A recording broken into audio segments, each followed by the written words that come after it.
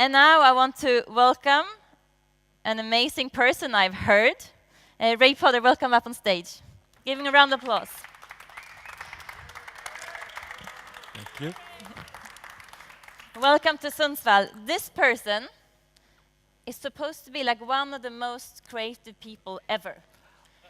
And strategic person, innovator. I don't know. I hear all these great things about you. Who are you? Who's this Ray? I don't know if I can live up to all of that. All I know is that I am honored to be here. As I don't want to butcher my Swedish, but tack så mycket. And I am here because I feel all of you here with me. And so what I want to talk today about is this journey that all of us are on. The world is very uncertain right now, and I don't want that to be our frame of reference, because it's really how we look at the world that determines all the possibilities that are in front of us right now. I want to share some things with you. So, yesterday, I'm just going to leave you here. Yeah. A big applause for Ray Potter. Let him start Thank and you. inspire us to co-create the future together. So, yesterday, I posted this thought: friends and good manners will carry you where money won't go. I want you guys to remember that, because I'm going to tell you a secret at the end of this talk, and it'll all come full circle. So, we think about innovation hubs. We think about places that are amazing in the world where all this amazing stuff happens. But really, it happens with us. Just people who are inspired to create, because that is who we are as human beings. And the place is what we carry. It is not any specific place. It is not a San Francisco. It is not a New York. It is not a London. It is not a Stockholm. It is where we are. And Sundsvall, why I'm so inspired to be here, is Nordics. I feel this from you. You are the original explorers. You're the first people that went out into the world and said, what's out there? Let's go see. And this willingness to try and say, we're just going to do it. I am grateful for Lars, who brought us together. He represents the spirit of the Nordics. Just to try. Try because why not? And so innovation happens in the most unexpected of places. And it is not unexpected once it happens. And then everyone looks at it like, oh, there is a signal, that's where it's happening. So I want you to remember that. And it happens with the most unexpected people. It is just people who have a problem that they need to resolve. And they cannot find it where you'd expect to look. So you solve your own problem.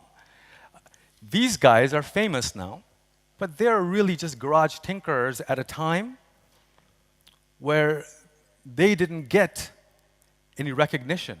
They just did what they needed to do. And to what is happening in the world, to understand that the technology we create enables us to do more and give us more agency. In other words, more capacity to act. And before these guys, you had to be a huge institution like IBM to be able to do computing and a mainframe. They took it to another level.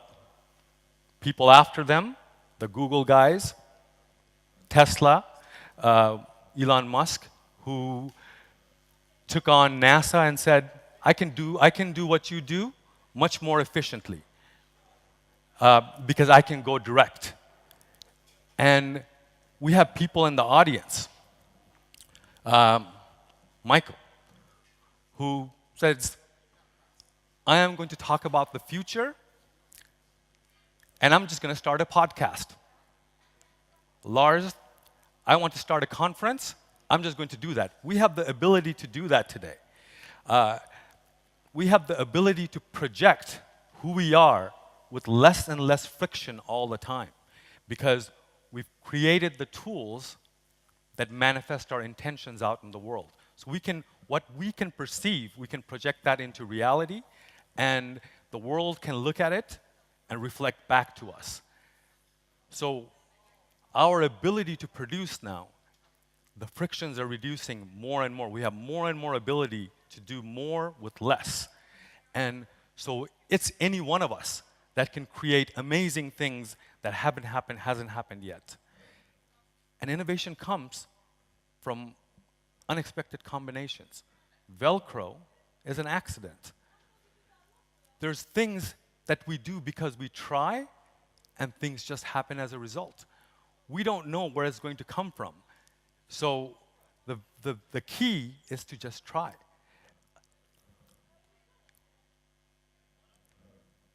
And the Nordics, the heart, Sundsvall, the heart of the Nordics. Now I know there's history with the Swedes and the Danes and the Finns, and you have your own thing. But one of the things that I find fascinating is that here, what I felt, how you welcomed us from Los Angeles, how you bring everyone together, that we are co-participants in the culture that you've created together. And again, there's an opportunity to send that signal out into the world, that we are inviting you to participate with us, to create with us, because we are not alone in this. This is not about me, this is not about you, this is about the combination of me and not me that creates the we. And that is the profound thing that I feel here in the Nordics, and then I feel the world needs to understand. And so from here, the world is our stage. And we are co-creating whatever is possible. And we don't know what that is yet, but we're going to try and we're going to figure that out. And the possibilities are all available to us right now. What is in my phone here always existed in the world is because many people looked at the world through their own way of seeing and shared that.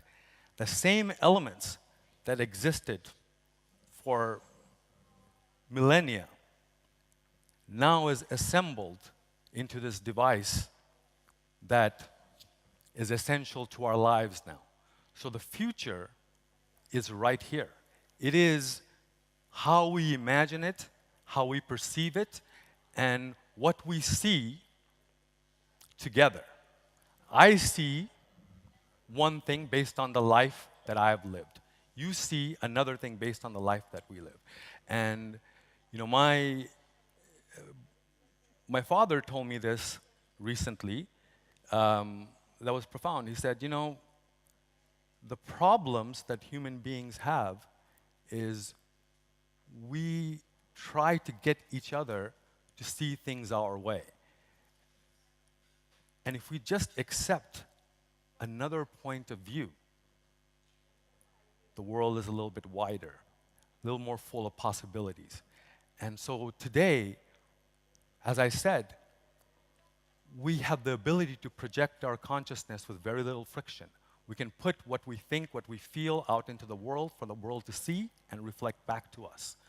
And so when all of us see, we create possibilities that never existed before.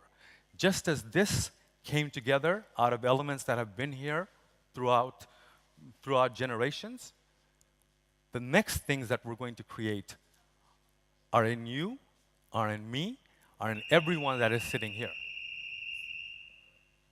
And whoever that is, that person's part of that conversation too. And opportunities is exponential. We look at problems and we think, how are we going to solve this? So think about it this way. I was sharing this with one of you yesterday, that we see a problem with how the world is organized, in that before the Industrial Revolution, there's 2 billion people. And we managed a world with the particular worldview that we have. Today, we're approaching, or in our lifetime, we're going to see 10 billion plus people in the planet. How do we provide for all of these people? That's a huge concern. We're limited resources. We think we're going to run out of what we have. But if you really think about it, the world is nothing but materials and energy and our imagination. So 2 billion to 10 billion is a factor of 5. It's exponential 5x, right? The phone that I showed you, the amount of physical capital or an amount of actual physical things that is required to make something that does the things that this does. It's a broadcasting station, it's auditorium, it's a library, it's tons of things that would take so much space and material 2 generations ago. This does more work per the amount of material that is in here. That's an exponential factor of at least 1,000, if not more. So we have 5 times the demand and 1,000 plus times the capacity. So something is missing in between. And perhaps it's the way we're looking at what the problem is. Perhaps is because we're still looking at it through the lens of what people who couldn't see the world past how far they can travel on horseback some 800 years ago. So we're still operating with those ideals. Now here we have an opportunity to reimagine what that reality looks like and reimagine what the possibilities are, how those things can come together. So the opportunities today are truly exponential, and the things that we accept as reality, that gap is closing all the time. This was a profession that was commonplace because you needed to physically switch to be able to connect people. Now, something much more complex than this happens on the fly instantaneously. Now, the question is, what happens to the people who were invested in doing something like this? This is part of their identity, this is what they do for a living. And so I want to share with you something about intention. And the exponential possibilities, it seems like we're stuck because when your only tool is a hammer, every problem looks like a nail. But that may not be the case. We have something where when we start to see, this is an image of the old story of the elephant. So 5 blind men look at the elephant.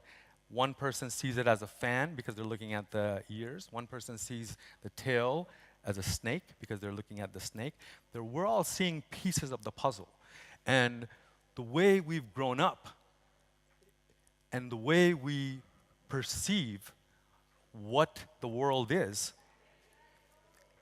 based on how we've been trained for the way the world used to work. The way the world used to work is we needed to provide for the people in our community, the people in the world. And the best way we can understand it from that point of view is that let's divide up the tasks and you specialize in just focus on this part. But what's interesting today is that we have the capacity to see the bigger picture. We have the capacity to ask questions. We have the capacity to put a question out and have the network feed it back to us.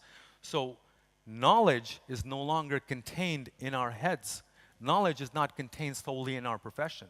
It is really all of us coming together, and we have the ability to ask those questions and receive the answers together so that we can complete the picture and we can see into that which is.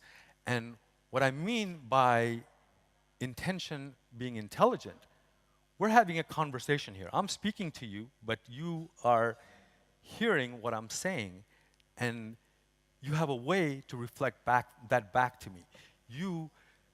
When this is going on YouTube or in the media where it's going to, you're going to comment back. You're going to be able to respond back to me. And if you really think about it, what is a transaction other than trying to reconcile two different points of view? So it's a set of rules that we've created, say, you see the world this way, I see the world this way, and can we have a conversation to negotiate that?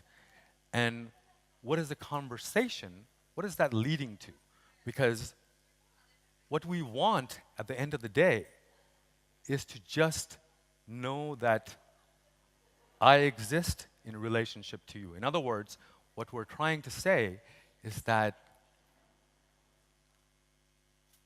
without the crudeness of language, what we're really trying to say, we're trying to get to, is that I love you and you love me. But we're just using this proxy in between. And we're ultimately trying to get to that. We're trying to negotiate until we come to that point. And so intention is always intelligent. It always points to love. The way we get there sometimes confuses us because we attach too much to the methodology. So I say, honor the intention because it is always intelligent. Let's maybe look at the rules again. Let's maybe perhaps break the rules if we need to. So let's say in the context of innovation and investment. Okay? So we are in a world today where investors are not getting what they want. They are looking for that exponential return that is not happening. The vehicles that they have, hedge funds that have been underperforming. The IPOs have been declining for the last 5-6 years. So this big payout is not happening, and so you're waiting for some company to be the next Facebook or the next Google. Well, that's not happening. And entrepreneurs are struggling to be able to deliver that, and they're burning out, and they're not able to do that. Perhaps we're looking at this whole thing wrong. Maybe it is the crudeness of the conversation that is missing the point. Perhaps to understand that what is really happening here is what I want as somebody who has capital to project is that I want to see my vision manifest in the world. Just like as an entrepreneur, I want to see my vision manifest in the world. So we have that in common. And maybe we can think of different constructs of how we can co-create this value together, how we can not chase some unicorn off in the distance, but instead we understand that there are no such things as unicorns. innovation is a result of the collective efforts of the knowledge that we created or curated and how we use that knowledge to help each other. The ideas that we have is based on the ideas others have established before us. So if we can hold that together, contain that, and co-create the possibilities together. What is it that you really want? Let's focus on that. What is the outcome that you really want? And is the existing vehicle the best way to do it? If we invented the world that we live in right now, why can't we invent a different one? And this is the challenge and the possibility that I want to share with you today, and the conversations and the innovations that are coming together. That let's look at what is happening in the world, and let's look at our capacity, and let's start having a dialogue where we are sharing the best of who we are with one another so that we can create an environment of trust, environment of collaboration, and environment of agreements that fit where we are in the 21st century. We have the capacity to take care of every single human being on the planet and then some. Remember what I mentioned about it's a 5x increase in demand in terms of population. But our technologies, we can do more with less. And that is way more. So there's a huge opportunity for us to close that gap. And it's time for us to think about things in a fundamentally different way. Feel things that we already intuitively know. And reconnect. And trust who we are as human beings. Who we really are, because intention is always intelligent. It always points to love. That's what we really want at the end of the day. That's the thing that we all have in common. We come at it different ways. We speak of it in different languages. We see it through different cultural lenses.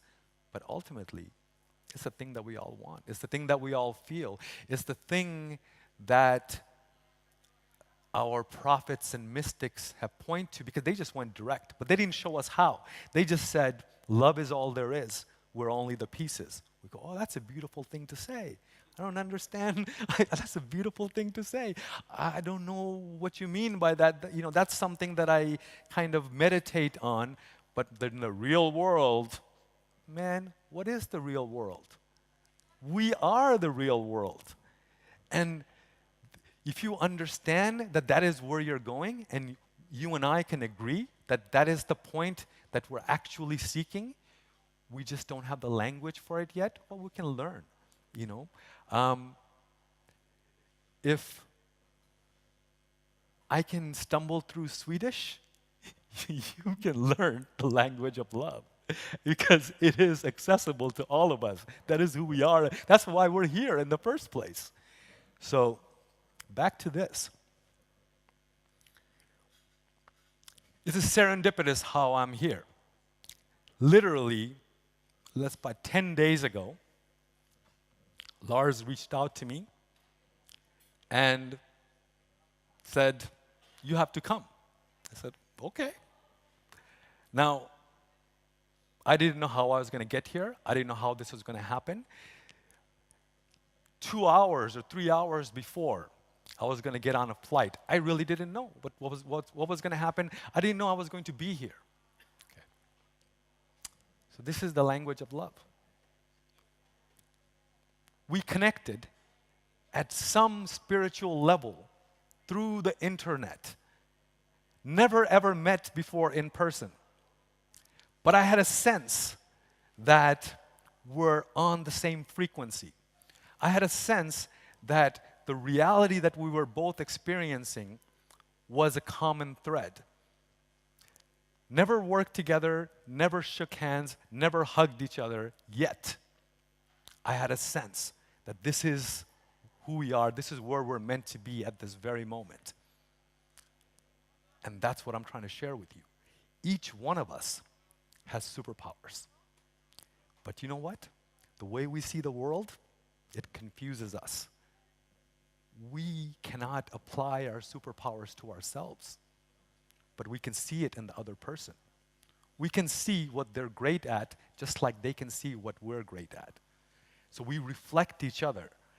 And my point is this, is that, remember, intention is intelligent. It always points to love. And so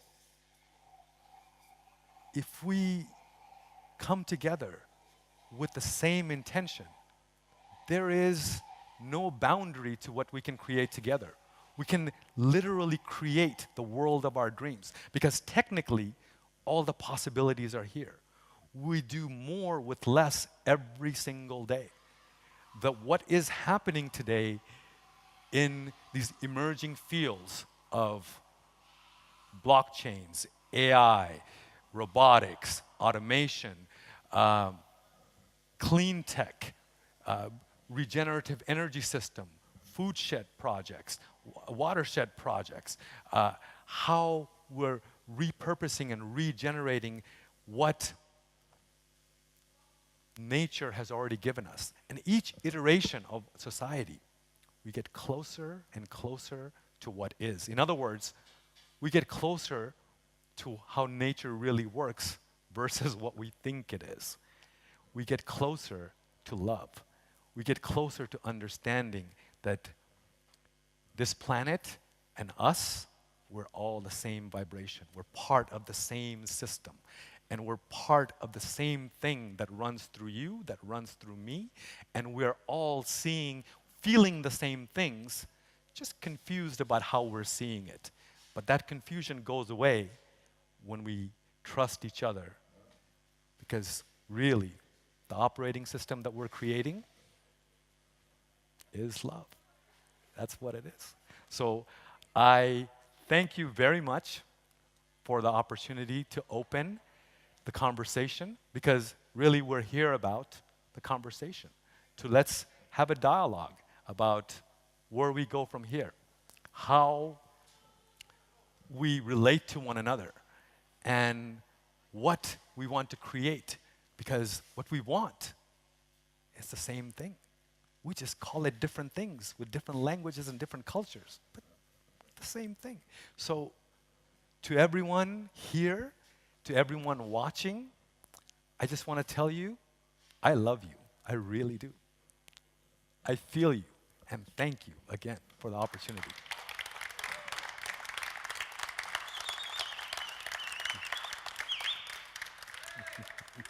Thank you so much. Please stay. Please stay with me up here. Okay. This is great. This is so inspiring. I guess the question you should ask yourself is, why are you here? What connected you to this place? What connected you to actually be here today? I feel a bit like you. I don't know how I ended up here, but somehow Lars managed to get me here on stage together with you. Yeah. And we've never met as well. Right. I hardly met anyone here. Yeah. Right. But somehow we get connected. Yes, exactly. And I usually work as a teacher, and I'm also a local politician. And when I listened to you, I felt, because one question that's very important for me is for the young generation to actually feel faith for the future and to feel that they're able to co-create the future. Yes. That it's not sort of decided already, this is what's going to happen. Right. So I'm thinking about the school system, actually. I mean, we have different school systems around the world, but somehow, what do we teach our kids today about the future and this love message? Do you have any sort of, have you thought about like the school system connected to what you just talked about? Yes, well, so, you know, the education system and the political system always supports the economic premise. In other words, how we organize who gets what and why. I think what's in question is that big question. Who gets what and why? And it doesn't necessarily have to be decided by the way we've organized today, because all of us have the access and capacity to do our own research and find that out. One of the things that's phenomenal, and I work with young people on many projects, and what I find is that we are not seeking validation from an established stream of knowledge. We honor that that's where it comes from. Somebody before us came and laid down that knowledge, laid down the pathway, laid down the map. But we're exploring and we're finding out. And so any topic, somebody's an expert somewhere that can speak to somebody else who's an expert in this location. And together, we actually teach each other. The best education is self-education. The more you know yourself, the more you're able to transmit your true gift to the world. And I think we're all going on that journey, because what's happened today is that the distractions of the things that we've created oftentimes disconnect us from ourselves. And as a reaction, you see this happening in the world, this movement towards mindfulness meditation. What is that? Isn't that just reconnecting to understanding who I am so that I can be more effective as what so I can share my gift with the world? The young people already get that. And I respect their intelligence. I respect all of you who are asking those questions, asking, why do we do what we do? Asking, how does this work? If I don't know, I'm going to ask. And it doesn't necessarily have to come from one source. It comes from all of us, because together we are more intelligent than any one of us by ourselves, more intelligent than any institution or any ways that we decided that we're going to organize knowledge. We're already living in a different paradigm, and we don't have the cultural narrative yet to contain it, and that's what we're here to do. We're here to co-create the story of what that looks like, and I think education is really how we teach ourselves who we are and share our gifts with one another. And so we're both empowered. We see the bigger picture, because I see from your point of view and you see from my point of view, and together we start to complete the picture, and it becomes a bigger, more complete picture that we can take into the world and create amazing things. Wow, I think this is such an important message for us to actually tell the young generation today, that this is what education is about. The audience, you will soon be able to ask a question, so you can start thinking if you have something you want to ask Ray. I have another question as well. I feel like from perhaps a political point of view, that a lot of the emotion that drives a lot of decisions, and perhaps a lot of people as well, is fear rather than love. Right. According to the way we fear the future. We fear a neighbor. Can I trust you? Yeah. Or would you sort of rob me when I turn my back? Right. Right. This fear and love issue, can you say something about that? Well, if you think about how we are as biological beings, we respond to our environment either as flight or fight, right? You can't do both. And we either expand or we contract. And part of, so I heard this great thing the other day, is that when you follow your conscience, others feel the pain. Meaning that when you are tuned into who you really are, it scares the people around you, because they have created a safe space for you to be. So, for example, a culture is default.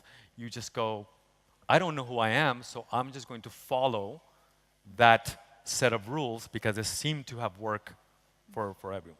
So I think part of this being in the world today, where all of us have access to one another, is that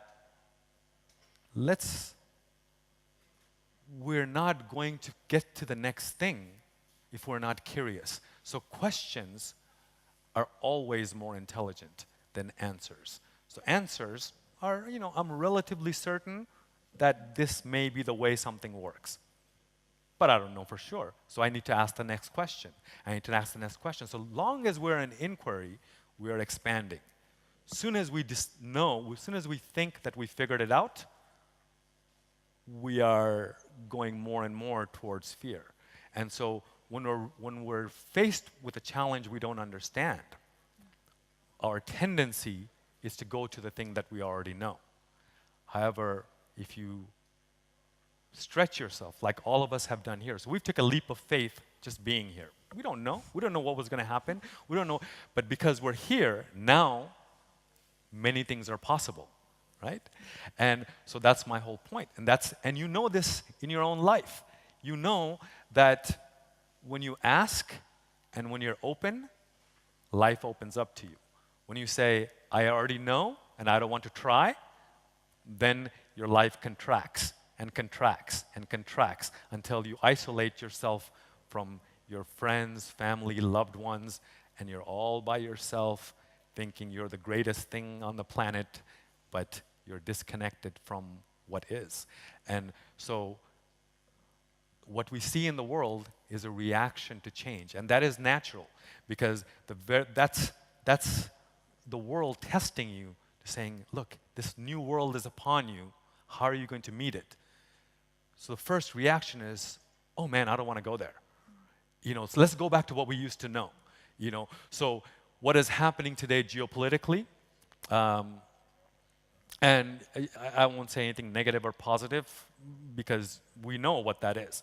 But what is its initial response? It's when you, let's say, you want to pursue. So in my life, this has happened. I pursued a creative career coming from a very conservative immigrant family from India that moved to the US. Said, oh, you go to school and you become a doctor, lawyer, engineer, whatever that thing is. I said, no, I tried all that, but I think I'm an artist, and I think I'm an innovator. I think I want to do something else. The response was, you're going to starve. Go get an accounting degree. Like, okay, because it's fear. Now, if I gave into that fear, I wouldn't be here talking to you today. And that's the whole point. Fear is a normal reaction because it's something to hold us together. But at the edges of that, that's where the intelligence is. So, in our bodies, the most intelligent organ in our body is the integumentary system, is our skin.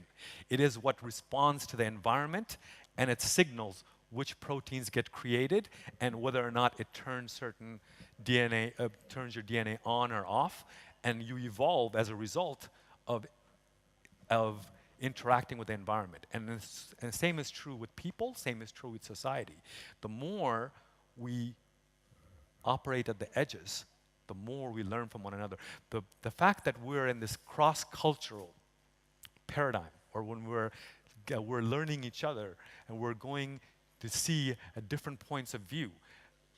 Every time we interact with somebody who grew up in a different environment and a different culture, have different ideas to share, what is happening in that interaction? What we're finding is we're more alike than different, but we have another way of looking at it. Oh, that's cool how they do that. I didn't know that, like for example here, the bread here is the bomb. It's the shiznit. Oh my God, it's so good. I wouldn't know that because look at the way these people make bread. Okay, but it's at the edge. It's at the edge because I'm exploring, I'm taking your culinary tradition and absorbing it into my body, and I'm feeling what that is for you. And now I'm going, oh, I've had a new experience. I learned something. Like, oh, you can have this, and this tastes really good. And the same thing, I can share my culture. I can share my perspective. I can see places that I've traveled to, things that I've experienced, and we're bringing it together. We grow as a result of being at the edges. And that's it. Wow. So one of the key things you said here was actually ask questions. Yes. So when we network today and we do matchmaking or whatever, ask each other questions. Don't just tell them everything you know. Ask questions. I think that's a good advice. I have a great sidekick with me today. Can you present? Who are you? You can stand up so they will, and keep the mic really close. Thank you so much. My name is Myla, and I'm studying sociology at the university. And I have a question. I have two questions, actually. Yes. And the first one is, do you think we are too attached to traditional systems? Do we need to create new systems, kind of like migration systems, to see the humans, not just the government and the economics and not the people? Do you understand my thoughts? I understand your question. Does it matter what I think? What do you think? I think we should create new systems. Okay, and so think about how these systems that we have in place, how did they come about? From like governments to, Who are governments? there are many peoples, but I think we forget the human beings. Correct. Yes. Correct. So that's my point. So we, as human beings, decide that in order for us to accomplish something that is for common benefit, we say, okay, this is an agreement that we have in place. This is how things would work, so that human beings, as a result, as we create, we always create surplus. So the question of society has always been, who gets to decide how that surplus is allocated? In other words, who gets what and why? Okay. So at the time that we decide that is based on what we can see and what we can understand. So many times what happens is we create, in everything, we create legacy systems. In other words, we create established systems that says that was probably the wisest thing at the time that they were created. But knowledge is always moving. What we know now changes by the next question we're going to ask, the next person we're going to interact with, the next thing. So now the question is there another system? Or is this always evolving? So we have something now that had worked for a while.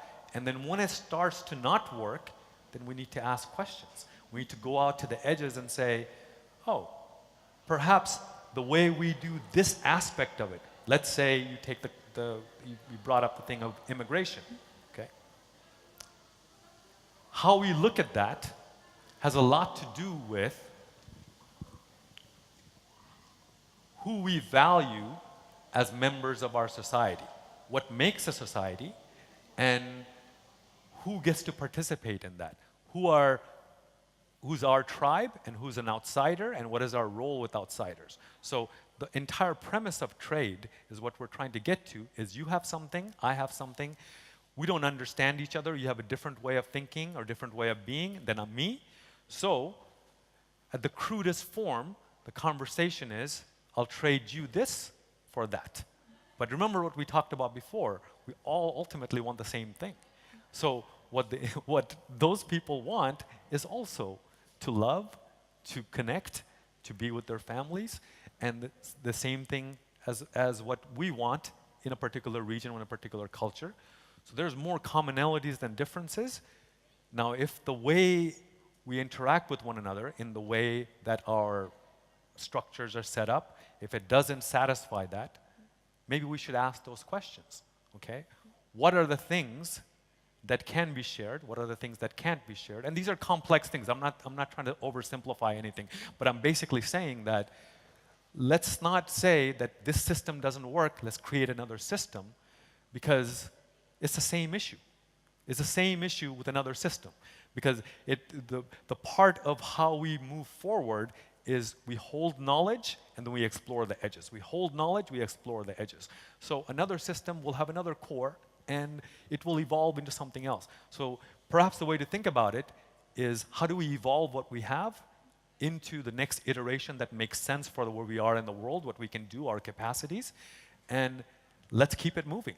Let's keep it moving, because that's all life is. That's what we are, that's what all life is. And so it is our relationship moving forward and forward and forward and so on.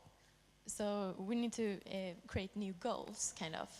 A goal that we don't have outsiders in every society, I think. Not just systems, like goals together to focus on. Correct. And so as soon as you have a relationship, it is no longer an outsider. As soon as, you see, if you and I start to have a conversation, very quickly we start to find out what we have in common. And once we start to figure out what we have in common, we're less strangers. We have some kind of resonance. We go, okay, you're human just like me, and you have feelings just like me, and you see the world in what can I learn from you? What can you learn from me? And it becomes a different conversation. So, yes. So it's evolving the concept of outsiders or them. It is all of us. Okay. Shall we see if someone else have a question they would like to ask? Anyone? Did you have another one? Yeah, I have another one. Yeah. Okay, what's your favorite quote? Do you have one? That's a good one. Oh, you know what? I don't know because I